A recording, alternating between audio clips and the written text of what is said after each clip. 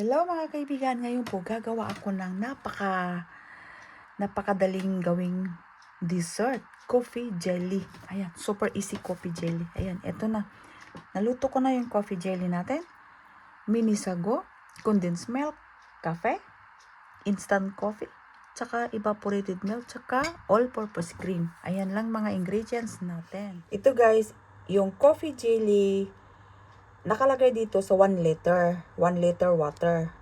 Ngayon, ang gagawin ko, 500 ml lang ha. Kalahati, 500 ml. Iluto ko siya. Lagay ko siya dito. Ayan. Iluto ko na yun guys. Ibuhos ko na itong 1 pack. 1 pack. 500 ml. Or 4 cups ng water. Pwede rin. Para mas matigas siya. Ganyan lang. Pakulo ko na ito. Ayan na siya guys ha. Ayan. Pakuluin lang natin. Luhit lang. Ito guys, kumulo na. I-transfer ko na doon sa molde. Ayan na guys, ilagay ko na ito ha. Dito ko siya ilagay sa bandeha. Yung coffee jelly natin. Ayan, palamigin lang. Ayan guys, para dito sa sago. Ayan, kalahati lang itong mini sago natin. Ayan, kailangan kulo-kulo bago natin ilagay. Ayan siya ha. Ayan, luhit lang din yan. Ito guys, meron na siyang 5 minutes ha. Itong mini sago natin. I-off ko na ito. Takpan.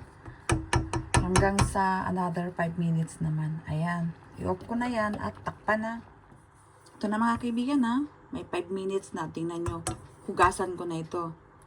Ayan. Hugasan ko lang ng tubig. Ito na mga kaibigan ha. Nahugasan ko na. At i-strainer natin. Ayan na siya. Ready na para sa salad natin.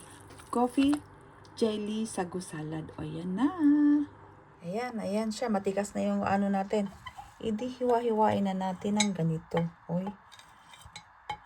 Ayan lang siya.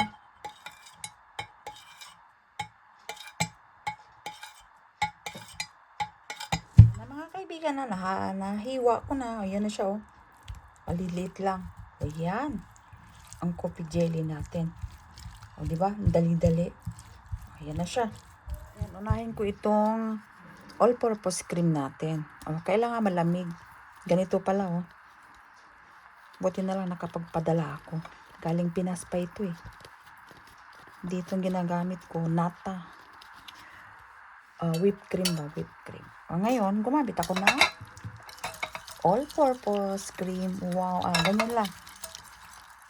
Ilagay ko na itong ano natin ha. Condensed milk natin. Napakadaling to. Mix-mix lang lahat. Ayan. Mix-mix lang tayo. Itong kape ko, maglagay lang ako sa ipainit natin. Maglagay lang ako ng ibap. Ayan, painit ko lang ha. Sa microwave natin. So, mga kaibigan oh, ayan, natunaw na yung kape ko. Lagay ko na siya dyan. Ayan, mix-mix lang. Agoy, ang sarap. Ang sarap na. Ito na mga kaibigan, hindi ko na yata siya lagyan ng ibap kasi lalagnaw, o diba?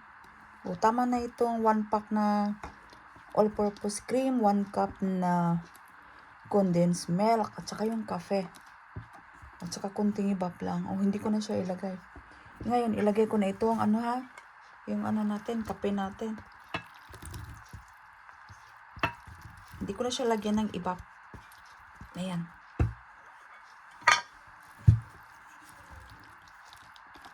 O, diba? O, hindi na nga. Tapos itong ito. Yung,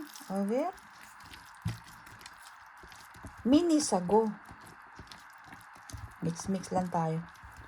Wow, ang creamy naman oh. Ayan oh. Ito na mga kaibigan. Wow, napaka-creamy niya. Tsaka yung lasa niya, tama lang po yung tamis niya sa 1 cup. O, tingnan nyo. Ngayon, ipalamig ko ito. Bago tayo magtikim. O, tingnan nyo. Agoy, ang sarap. Lasang kape. Sa mga mahilig sa kape. O, ito na. Palamigin ko lang muna. Bago tayo tikim. Ito na mga kaibigan, malamig na oh. Wow, napakasarap. Lasang kape talaga.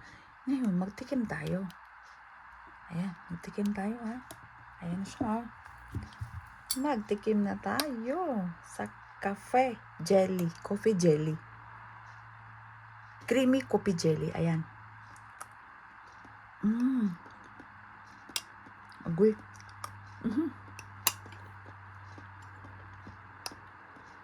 Lasang kape talaga, ang sarap.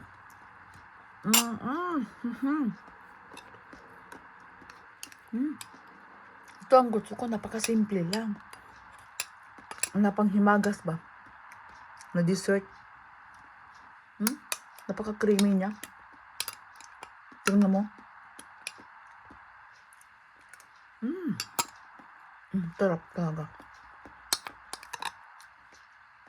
Tsaka napakadaling gawin mga kaibigan na pang dessert.